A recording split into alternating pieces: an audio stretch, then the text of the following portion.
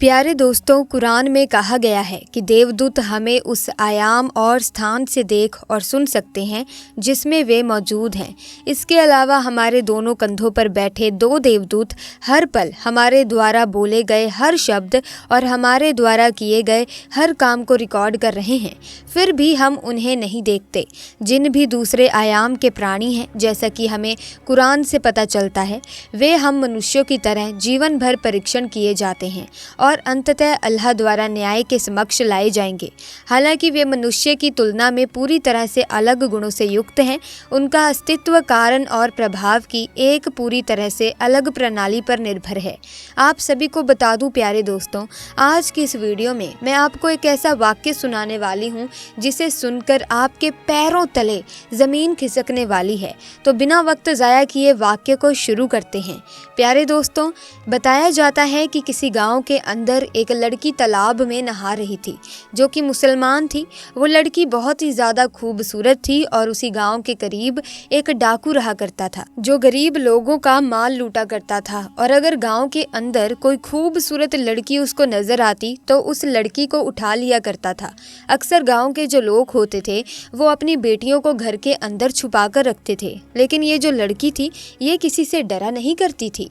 यानी कि अल्लाह तबारक व तआला की जात के ऊपर मुकम्मल यकीन था इसे। और ये लड़की ये बात कहती थी कि मेरी हिफाजत करने वाला सिर्फ अल्लाह है, मुझे घर के अंदर बैठने की ज़रूरत नहीं है। अल्लाह बड़ी शान वाला है और सबसे बड़ा अल्लाह ही है, वो मेरी मदद करेगा। आप सभी को बता दूं कि वो लड़की थी तालाब में नहाने के लिए गई थी और ऐसे वक्त में जब डाकू का गुज़र हुआ तो उसी तालाब से हुआ। ऐसे वक्त में जब डाकू की नज़र उस लड़की पर पड़ी तो वो उस लड़की का दीवाना हो गया। उस जैसी लड़की को आज तक डाकू ने नहीं देखा था और लड़की इतनी खूबसूरत थी कि डाकू के दिल के अंदर मोहब्बत जाग उठी और अब डाकू किसी भी हालत में लड़की को पाना चाहता था। आपको बता दूं कि डाकू ने अपने साथियों से ये बात कही कि फ़ौरन ही एक ख़त लिखो। ख़त लिखने के बाद उस लड़की के बाप के पास उसे भेज दिया गया। और दोस्तों, आपको बता दूं कि वो ख़त लेकर डाकू के जो साथी थे वो फ़ौरन उस लड़की के घर पहुँचे और वहाँ जाकर लड़की के पिता को वो ख़त दिया। दोस्तों, आपको बता दूं कि जैसे ही लड़की के बाप ने जैसे ही वो ख़त पढ़ा तो उसी वक्त उसके पैरों तले ज़मीन खिसक गई। यानी कि ख़त के अंदर यही बात लिखी हुई थी कि मुझे तुम्हारी बेटी बहुत ज़्यादा पसंद आई है, मैं तुम्हारी बेटी का दीवाना हो चुका हूँ, इसीलिए तुम आज रात अपने घर को छोड़कर कहीं और चले जाओ। मैं आज रात तुम्हारे घर आऊँगा और तुम्हारी बेटी के साथ रात गुजारूँगा, यानी कि तुम्हारी बेटी के साथ गुनाह करूँगा। और साथ में ये भी लिखा हुआ था कि अगर तुम छोड़कर नहीं गए तो ऐसे वक्त में तुम्हारे खानदान वालों को मैं कत्ल कर दूंगा। प्यारे दोस्तों, बाप ने जब ऐसी बात सुनी तो उसकी आंखों में आंसू आ गए और वो सोचने लगा कि अब मैं करूं तो क्या करूं। मेरे प्यारे दोस्तों, अब मैं आप सभी को बता दूं कि ऐसे वक्त में उसके दिल में ये बात आई कि हमारे गाँव में एक सरदार है, ये हमेशा से हम लोगों की मदद करता रहा है, क्यों ना इस बार जाकर उससे मदद मांगी जाए। तो आप सभी को बता दूं कि वो फ़ौरन ही, यानी कि जो उस लड़की का बाप था, उस गांव के सरदार के पास जाकर उसने अपनी बात रखी। ऐसे वक्त में जो गांव का सरदार था वो ये बात कहने लगा कि मैं इस मामले में तुम्हारी मदद नहीं कर सकता, क्योंकि वो डाकू है और बड़ा ही खतरनाक है, और मैं अगर तुम्हारी ऐसे वक्त में मदद करूंगा तो वो मेरे ख़ानदान को कत्ल कर देगा। और मेरी भी एक नौजवान बेटी है, अगर उसकी नज़र उसके ऊपर पड़ गई तो यकीनन वो उसको भी नहीं छोड़ेगा, इसीलिए मैं हरगिज़ तुम्हारे इस मामले में मदद नहीं कर सकता, मुझे माफ़ कर दो। तो दोस्तों, ऐसे वक्त में जब वो लड़की घर पर पहुंची तो बाप ने सारा वाक्य उसे बताया कि आज तुम्हें दरिया में नहाते हुए उस डाकू ने देख लिया था और वो तुम्हारे साथ रात गुजारना चाहता है, और उसने बात कही है कि अगर मैं यहाँ से घर छोड़कर नहीं गया तो ऐसे वक्त में वो हमारे तमाम खानदान वालों को कत्ल कर देगा। दोस्तों, ये बात सुनने के बाद जो वो लड़की थी वो ये बात कहने लगी कि अब्बा जान, क्या आप जानते हैं कि मैंने हमेशा ये बात कही है कि आपको घबराने की बिल्कुल ज़रूरत नहीं है। अल्लाह मेरी हिफाजत करने वाला है और अब तक उसने ही मुझे बचाकर रखा है, तो आगे भी वो ऐसे ही बचाकर रखेगा। आप बेफिक्र होकर घर छोड़कर आज के लिए जाइए, यकीनन जो होगा वो बेहतर ही होगा और अल्लाह जो करता है वो अच्छे के लिए ही करता है। दोस्तों, बाप ने जब अपनी बेटी की बातें सुनी तो ऐसे वक्त में वो अपनी बेटी को अल्लाह के भरोसे छोड़कर चला गया और घर से बाहर निकल आया। आपको बता दूं कि जब रात का वक्त आया तो ऐसे वक्त में वो डाकू लड़की के घर पहुंचा, और पहुंचने के बाद जब वो लड़की के करीब पहुंचने लगा तो ऐसे वक्त में बराबर वाले घर में एक लड़की कुरान मजीद की तिलावत कर रही थी और उसकी आवाज़ आने लगी, जिसका तजुर्मा ये था कि कोई मुझसे माफ़ी मांगने वाला है, मैं बड़ा करीम हूँ, मैं ही रहीम हूँ, मैं हूँ बड़ा माफ़ करने वाला। दोस्तों, कुरान की इन आयतों को सुनने के बाद वो जो डाकू था वो कांपने लगा और वो बहुत ज़्यादा परेशानी के आलम में आ गया, और उस वक्त लड़की से ये बात कही कि हरगिज़ मैं तुम्हारे साथ गुनाह नहीं कर सकता।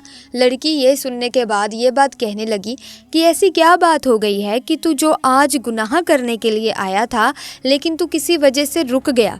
तो दोस्तों, ये बात सुनने के बाद वो डाकू ये बात कहने लगा कि मुझे अल्लाह का खौफ सता रहा है, यानी मैं इतना बड़ा गुनहगार हूँ कि आखिरत में मेरा क्या हाल होगा। अल्लाह तो माफ़ करने वाला है, मैंने अब तक जितने भी गुनाह किए हैं मैं सबसे तौबा करता हूँ और आज के बाद कोई गुनाह नहीं करूँगा, किसी का हक नहीं मारूँगा, किसी लड़की के ऊपर गंदी नज़र नहीं डालूँगा। दोस्तों, ये बात कहता हुआ वो फ़ौरन ही वो घर से बाहर आ गया। डाकुओं के साथियों ने जब उसे ऐसी हालत में देखा तो वो हैरान हुए और ये बात कहने लगे कि आपको किस चीज़ का खौफ सता रहा है, आपसे दुनिया डरती है और आप किस तरह से डर रहे हैं। तो उस वक्त वो डाकू कहने लगा कि मुझे किसी का खौफ नहीं है सिवाय अल्लाह तबारक व ताला के, जो बादशाहों का बादशाह है। मैंने आज सच्चे दिल से तौबा कर ली है क्योंकि मुझे मालूम हो चुका है कि अल्लाह बड़ा माफ़ करने वाला है, बड़े बड़े गुनाहों को माफ़ कर देता है, इसीलिए मैंने सच्ची तौबा कर ली है और आज के बाद मैं कभी भी किसी लड़की की तरफ गंदी नज़र नहीं डालूंगा और आज के बाद कभी भी किसी गरीब का हक नहीं मारूंगा। दोस्तों, इतना सोचने के बाद उसके दिल में ख्याल आने लगा कि अल्लाह तबारक व ताला मुझे क्यों माफ़ करेगा, मैंने तो गरीबों का हक लूटा है, तमाम जितने लोगों का मैंने हक लूटा है उन सब का सामान वापस कर देना चाहिए। और ये बात सोचते ही सबसे पहले उसके दिल में एक यहूदी तिजारती का ख्याल आया। यहूदी तिजारती ने डाकू को देखा तो ये बात कहने लगा कि अब क्यों आए हो, सब कुछ तो तुम लूट चुके हो, अब क्या मुझे भी लूट कर ले जाओगे। तो उस वक्त डाकू कहने लगा, हरगिज़ नहीं, अब मैं तुम्हें लूटने के लिए नहीं आया हूँ, बल्कि मैं जो तुम्हारा सामान लूट कर ले गया था वो तमाम सामान वापस लौटाने के लिए आया हूँ। मैंने सच्चे दिल से तौबा कर ली है क्योंकि अल्लाह तबारक व ताला बड़ा करीम है, बड़ा रहीम है, वो सबको माफ़ करने वाला है। मैंने जो गुनाह किया है मैं उस पर बहुत शर्मिंदा हूँ, इसीलिए तमाम सामान लौटाने के लिए आया हूँ। दोस्तों, जो ये यहूदी था वो फ़ौरन ही ये बात कहने लगा, मैं तुम्हें तभी माफ़ करूँगा जिस वक्त तुम मेरा सामान लूट कर ले जा रहे थे। तो डाकू कहने लगा, हाँ हाँ, मुझे बताओ कि वो कौन सी बात है जिससे तुम मुझे माफ़ कर सकते हो। दोस्तों, उसके बाद उस यहूदी ने यह बात कही कि सामने जो टोकरी रखी हुई है उसके अंदर जो सोने की अशरफियाँ रखी हुई हैं वो अशरफियाँ लेकर आ जाओ।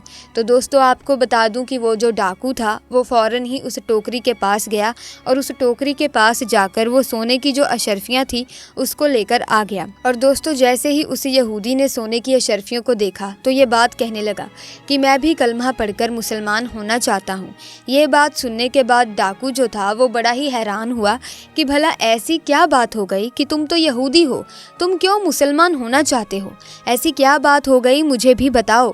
दोस्तों, ऐसे वक्त में यहूदी कहने लगा, दरअसल आखिरी नबी यानी कि पैगंबर हज़रत मोहम्मद सल्लल्लाहु अलैहि वसल्लम ने इरशाद फरमाया था कि अगर किसी शख्स पे अल्लाह तबारक व ताला राज़ी हो जाए और उस वक्त वो सच्ची तौबा कर लेता है तो अगर वो शख्स मिट्टी को भी छू ले तो वो भी सोने की बन जाती है।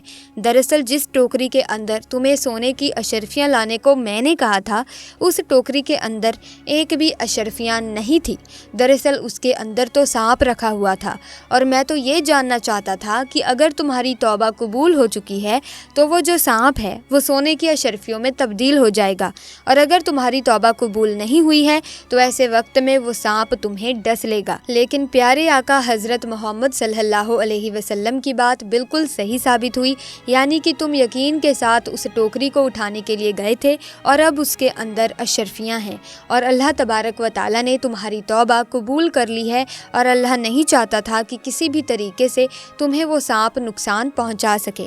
अब इस चीज़ से अंदाज़ा हो चुका है कि अल्लाह तबारक व ताला ने तुम्हारे सारे गुनाहों को माफ़ कर दिया है, तुम्हारी तौबा को कबूल कर लिया है, इसीलिए मैं इस्लाम कबूल करना चाहता हूँ। तो दोस्तों, इस तरीके से एक यहूदी ने इस्लाम कबूल कर लिया। दोस्तों, जो सच्चे दिल से तौबा कर लेता है तो अल्लाह तबारक व ताला उसकी तौबा को ज़रूर कबूल कर लेता है और इसी तरीके से उसे माफ़ कर देता है।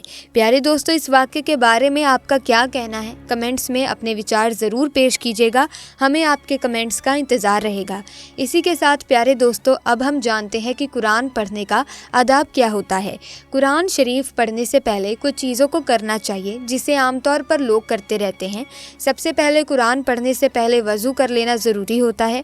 वज़ू के बाद किबला रुख होकर पढ़ें और कुरान शरीफ अच्छी आवाज़ से पढ़ना चाहिए, लेकिन गाने की तरह पढ़ना नहीं चाहिए क्योंकि इस तरह पढ़ना नाजायज़ है। कुरान पढ़ने का सही तरीका ये है कि वज़ू करने के बाद किबला रुख हो जाएं और कुरान को सामने रख लें।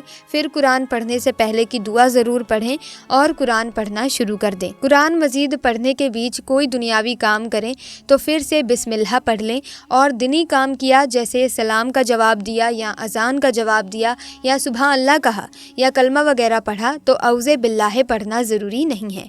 कुरान मजीद बुलंद जगह पर रखा होना चाहिए, यानी कुरान की तिलावत नीचे और ऊपर बैठना ये गलत है। बेहतर यह है कि कुरान की तिलावत ऊंची जगह पर बैठकर करें। तो प्यारे दोस्तों, आज की वीडियो में बस इतना ही। अगर वीडियो अच्छी लगी है तो वीडियो को लाइक ज़रूर कीजिएगा, शेयर कीजिएगा, साथ ही चैनल को सब्सक्राइब करके बेल आइकन को प्रेस करें ताकि आने वाली नई वीडियोस की अपडेट आपको मिलती रहे। खुदा हाफिज़।